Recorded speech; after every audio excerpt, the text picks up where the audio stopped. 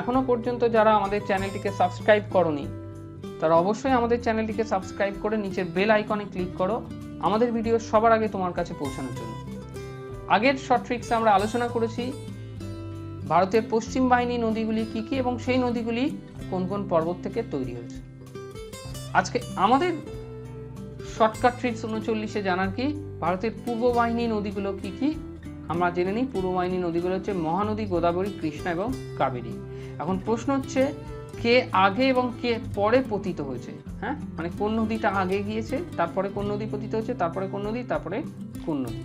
তাই জন্য এর জন্য আমাদেরকে কি মনে রাখতে হবে, একটা short tricks, Mahadev that means Shiva গদা দিয়ে, শিবের অস্ত্র গদা দিয়ে কৃষ্ণা এবং কাবেরীকে মারলো। মহাদেব কৃষ্ণা এবং কাবেরীকে তার গদা দিয়ে মারলো। দেখো মহাদেব গদা হাতে দাঁড়িয়ে রয়েছে, এই যে কৃষ্ণা এবং কাবেরী দুজনেই কাঁদছে, দুজনকেই মেরেছে।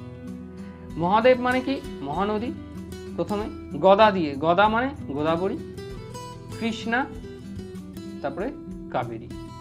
ওকে, মহাদেব গদা দিয়ে কৃষ্ণা ও কাবেরীকে মারল।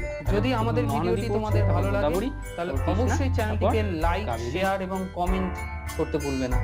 তোমরা অবশ্যই চ্যানেলটিকে শেয়ার করো ম্যাক্সিমাম থেকে ম্যাক্সিমাম, যাতে বেশিরভাগ ছেলে মেয়েদের কাছে আমরা পৌঁছে যেতে পারি।